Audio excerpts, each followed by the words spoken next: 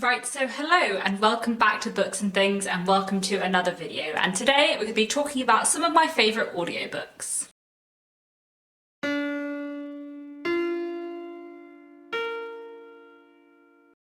So I've definitely made some videos before on this channel talking about my love of audiobooks. There are many reasons why I love audiobooks. One of them is that audiobooks are very compatible with multitasking. You know, I can listen to an audiobook while I'm exercising or cooking or playing a video game or doing household chores, all of that stuff. Actually, I really enjoy the fact that I can be reading as much of the time as possible. But another thing that I really love about audiobooks is that I do think audiobooks can bring something different to the reading experience and can add something and give extra value to a book, either a book that you're rereading, getting a different experience of it, or a book that you're reading for the first time, just experiencing it in a slightly different way. So today I wanted to talk about some of the audiobooks I have really enjoyed listening to, which I feel like have given me a slightly different experience of that book, or an enhanced experience of that book, I suppose. So I have 15 audiobooks to talk to you about today. Some of them are contemporary books, some of them are classics, some of them I experienced this book for the first time reading like this, some of them were rereads for me, and I thought I would just talk about some of my favourite audiobooks. These are not going to be ranked, these are not going to be in any particular order, but I'm going to start off with the book that inspired this video, which is Mr. Loverman by Bernardine Evaristo. This is a book that I listened to very recently. I finished it off a couple of days ago and I absolutely loved it. I really enjoyed this novel. It was so good. Definitely one that will be ending up on my favourite books of the year list. Mr. Loverman is a novel about a man called Barry. Barry was born in Antigua but moved over to the UK when he was in his early 20s, I think. He's now in his 70s. He's married to a woman, Carmel. They've been married for 50 years, but for 60 years Barry has also been having a relationship with his best friend, a man called Morris. And the novel is about the relationship between these three people, and also what happens when Barry decides that he wants to finally tell Carmel that he is gay, that he's been having a relationship with Morris for so long, and everything goes on from there. This is a wonderful novel in so many ways. It is beautifully written. The characterization is like superb. Like genuinely, I feel like anyone who wants to know how to write good characters should read Mr. Loverman because the characterization is amazing, very nuanced, very complicated, just thoroughly wonderful in so many ways. It's a book that manages to have moments of like incredible poignancy and earnestness, but also to be incredibly funny. And it was just a wonderful read. But I also think that listening to it on audiobook really did add something for me. The audiobook is narrated by James Good and it is a fantastic audiobook. The novel is mostly written in first person from Barry's perspective, but alternating between Barry's chapters, we also have chapters that are written in second person that are about Carmel, but they're sort of like talking to Carmel saying you did this and you did that. Those two narrative styles work really well on audiobook. I'm not always on board with second person. I feel like second person can sometimes be quite weird, but second person on audiobook somehow works really well. But also Barry has this very like conversational narrative voice, and having that narrated to you on audiobook works fantastically. And also, like I said, this is a funny book, but I don't think I would have found it like as hilarious if I hadn't listened to it on audiobook, because it is performed so brilliantly. I feel like if I had read it I would have found it funny, but I would have found it like smile funny rather than like properly laughing out loud funny, whereas the audiobook is performed so brilliantly that it is just hilarious. The thing about Barry, which we kind of learn throughout the book, is that he can sometimes be prejudiced and angry and grumpy and rude, but he's also really charming, and I feel like something about the audiobook and having Barry like speaking directly to you, which is what it feels like, means you get that charm, and it just really works fantastically on audiobook. So Mr. Loverman in general is just a wonderful book that I'd highly recommend. As I said, some of the best characterization I've ever read, but also the audiobook is so brilliant, and I do feel like the audiobook really adds something to the reading experience. I feel like I've rambled about Mr. Loverman for ages, so I'm going to try and talk less about the other audiobooks on this list, but let's move on. The next book I want to mention is Daisy Jones and the Six by Taylor Jenkins Reid. This audiobook is narrated by a lot of different people. I think there's like 12 narrators. And the reason why Daisy Jones and the Six works so brilliantly on audiobook is that the novel is in the form of interview transcripts. So Daisy Jones and the Six is a novel that is all about the history of this fictional band, Daisy Jones and the Six. And it is A really fantastic novel with amazing characterization again, but also one of the things I really like about it is the format and the fact that it's in the format of this kind of interview transcripts with all of these different key figures in the story telling their story from in the future and saying what happened with the band at this time. And in the audiobook, every person is narrated by a different reader, and it just means that it works wonderfully because it just feels like you're listening to this documentary, even though of course it's all the novel. So it's absolutely fantastic and definitely an audiobook I would recommend, and another one where definitely listening to it on audiobook rather than reading it on the page really added something to the experience for me. The next three I wanted to mention are all books that are not necessarily short story collections, but use the short story as a form, I'm gonna say. So the first one I wanted to mention is Homegoing by Yaa Gyasi, and the audiobook of this is narrated by Dominic Hoffman. And I feel like Homegoing is a book that works wonderfully on audiobook and that I enjoyed even more for listening to it on audiobook. Homegoing, if you don't know, follows various generations of one family from, I think, the 18th century through to the present day, starting off in Ghana, where one sister is sold into slavery and one sister marries a slave trader, and then we follow their families down through the lines with sort of one short story following each sister's line in each sort of time period until we get to the present day. I really enjoyed listening to this one on audiobook, and I feel like listening to an audiobook was a really great experience, partly because the narrator is fantastic. I genuinely thought that the audiobook was narrated by multiple people because the accents used to narrate the sections of the book that take place in Ghana sound very different to the accents used to narrate the sections of the book that take place in the US, but actually it's all narrated by one man. He does a fantastic job, but also because for me, when I listen to something on audiobook, I read it slower than I would if I was reading it on the page. If I'm reading a book in physical form, unless it's really long, it's probably rare for me to spend more than a week reading it, whereas if I'm listening to something on audiobook, I'd probably say it usually takes me more like 10 days to 2 weeks to listen to it, and I also am probably listening at a slower pace to when I read. So a book like Homegoing, which has a lot of different characters and a lot of different kind of short stories within it, I think works really well slowed down. I've heard a lot of people on BookTube say that one thing they didn't like about Homegoing is that they didn't feel they spent enough time with each character. They didn't feel the stories were kind of developed enough, whereas I definitely did feel that I spent enough time with each character and that it was developed enough. And I think it's partly because I was listening to it on audiobook, and so that kind of slowed that experience down. So I would highly recommend Homegoing as a book, and I would definitely recommend the audiobook. On a similar note, I also wanted to recommend And the Mountains Echoed by Khaled Hosseini. This is another kind of novel told in the form of interconnected short stories, and it looks at the history of Afghanistan from the kind of 1940s, I think, until the present day.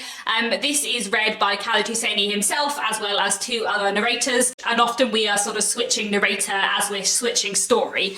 I love this book a lot. It was one of my favourite books of last year. It was a really wonderful read, and I really loved listening to it on audiobook. I think partly because it is a very emotive book, and I feel like the emotional sections just hit harder on audiobook, and also because it was a book that I was slightly struggling to get into, and I feel like it would have taken me even longer to get into it if I'd have been reading it on the page. Like the first story, I didn't really enjoy that much, and then I got to the third story in this interconnected short story collection. It's not really a novel, though it claims to be a novel. But I got to the third story and suddenly everything just clicked into place and I absolutely fell in love with it. And I think it's such a great book, but also a really interesting one to listen to on audiobook because we have the different narrators for different stories, and also because the kind of emotional aspects of it are heightened as well. Another audiobook I'd like to recommend is Beta Life. This is a full short story collection, marketing itself as a short story collection. In fact, it is a short story anthology. All the short stories in it are written by different people. And what Beta Life as a project does was it paired science fiction writers with scientists. And so the scientists would kind of advise the science fiction writer on a particular aspect of science and how it might affect the future. And then the science fiction writer would write a short story set, I think in 2060 or 2070, exploring that particular element of science. So I really enjoyed this as a short story collection. I feel like this was made exclusively for Audible. I think there is a physical edition of it, but it was chiefly an audio project, and it works really well on audio because you have one person kind of narrating the story and then another reader kind of narrating the scientific background behind the story. So this is a wonderful audiobook again, and definitely one I'd recommend. Next, I have 3 audiobooks I want to recommend where the writer reads them themselves. I don't always think it's a great idea for writers to read their own audiobooks.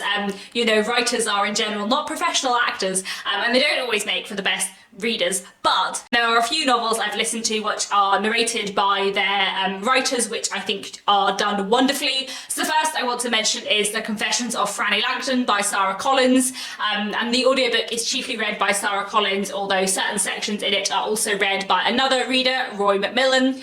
I loved The Confessions of Franny Langton a lot. It is a historical fiction novel set in the early 19th century. It follows Franny Langton, who grows up on a slave plantation in the Caribbean, who travels to England, where she ends up working for this man and his wife. And at the beginning of the novel, we know that she's been accused of murdering her mistress and master, and she is kind of writing this long, lengthy letter, this confession to her lawyer, explaining what happens. And then interspersed with this, we also have some kind of like transcripts from the court.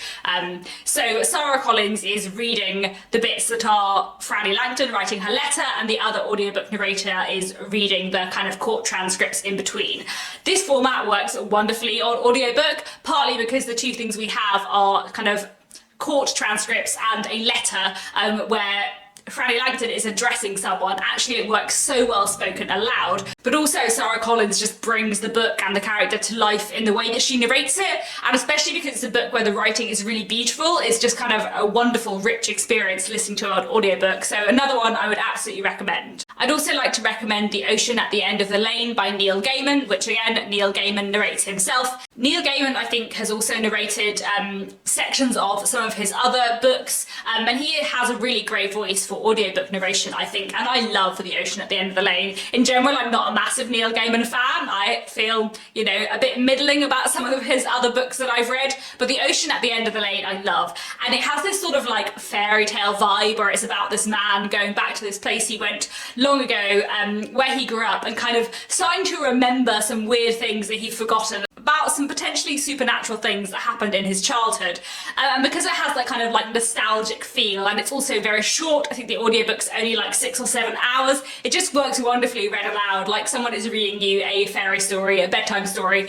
So that's another audiobook I would really recommend. Last year, I also listened to The Colour Purple by Alice Walker. Audible have a version of the audiobook that Alice Walker narrated herself, which works wonderfully. The Colour Purple is a wonderful novel in so many ways. It is, I would say, a sort of coming-of-age story about this young African-American woman called Celie, set kind of in the first half of the 20th century. And it's about Celie kind of coming to understand herself, but it's written in the form of letters. At the beginning of the novel, Celie is writing letters to God, and later on in the novel, she's writing letters to her sister when they're separated. And that form in itself works wonderfully on audiobook, especially because kind of Celie's early letters are sort of like prayers in many ways, so that just works wonderfully read aloud. But also Alice Walker like reads it obviously as she intended it to be read, which just works brilliantly. And it's such a powerful audiobook. Again, it's another book that is incredibly hard-hitting and very emotional, so again works really, really well on audiobook. And yeah, I love The Colour Purple so much actually. The more I think about it, the more I think that's going to be one of my favourite books of all time,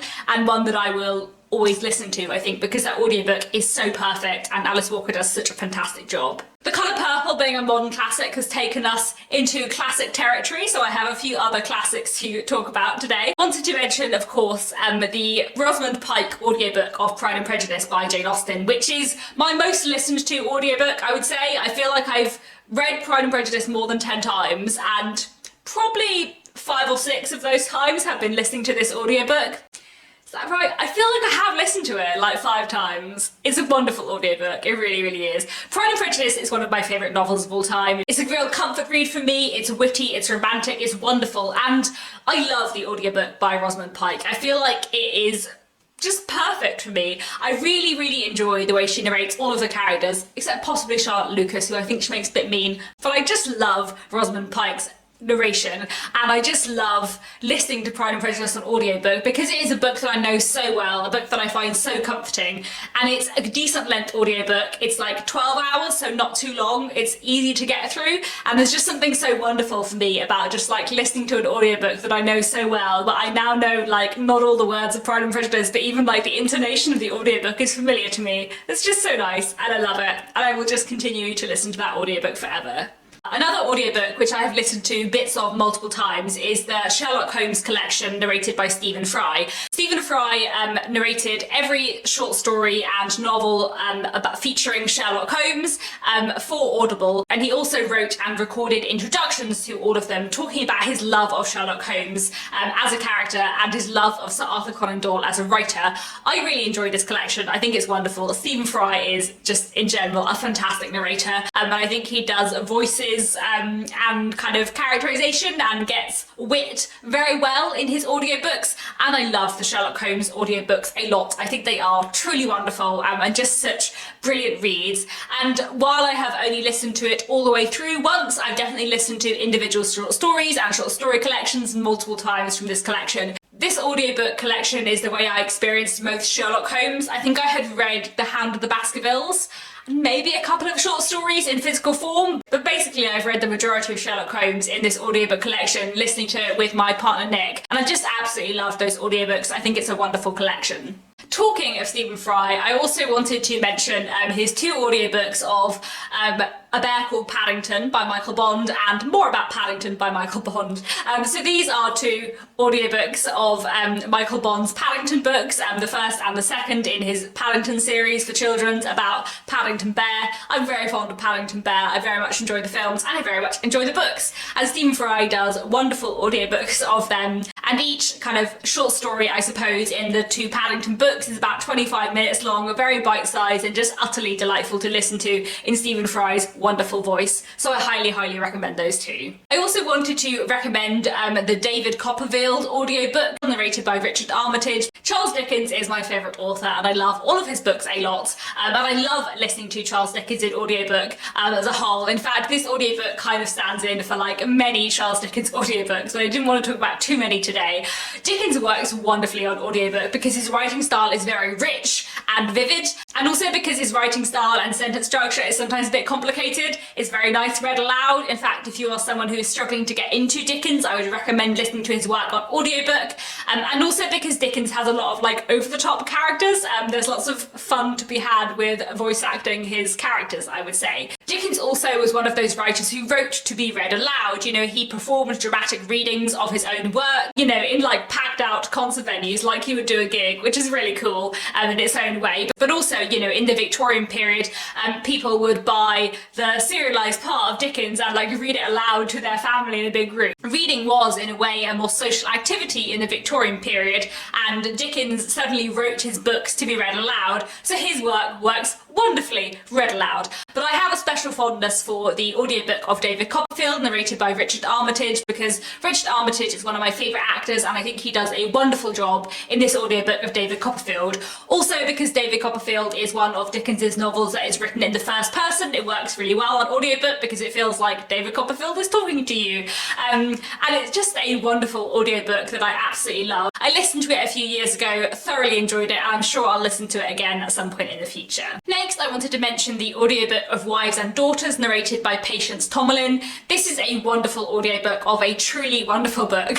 In fact, this is another one that I've listened to twice, and I think I listened to it twice within like the space of a year, because I just enjoyed it so much, and I'm sure I'll listen to it again in future.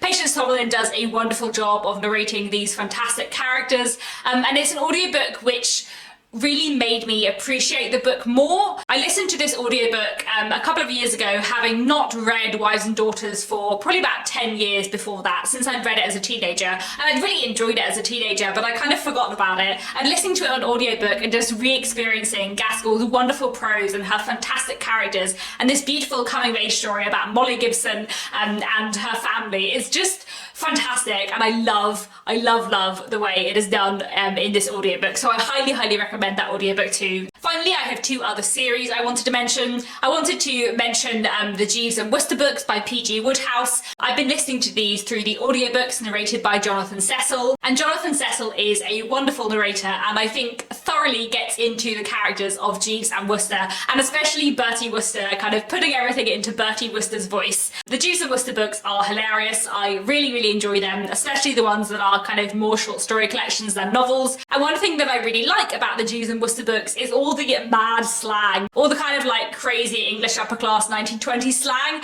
I feel like listening to Jeeves and Worcester on audiobook works wonderfully for all that slang, because some of it is so weird that I feel like I would be confused seeing the words written down, especially because Bertie likes to like abbreviate words, so he doesn't call London the metropolis, he calls it the metrop and stuff like that, which I feel like if I saw written down would confuse me, but on audiobook it works wonderfully and is hilarious. So I would highly recommend those audiobooks narrated by Jonathan Cecil. They are a real laugh and just so entertaining.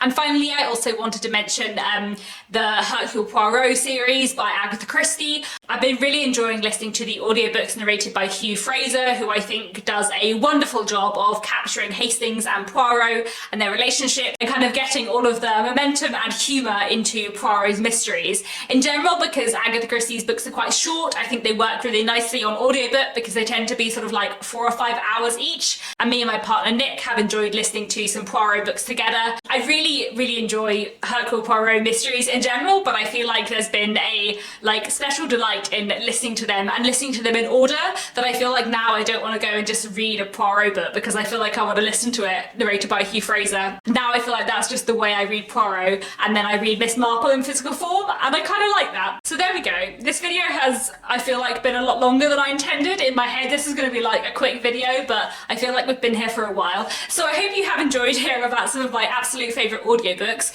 and books that I really feel like listening to an audiobook has kind of enhanced the experience for me. Please do let me know down in the comments if you like listening to audiobooks, what your favourite audiobooks are, and what books you've listened to on audiobook where you feel you've got like something new and rich out of that experience. That's all for now. Thank you very much for watching, and I'll be back very soon with another bookish video.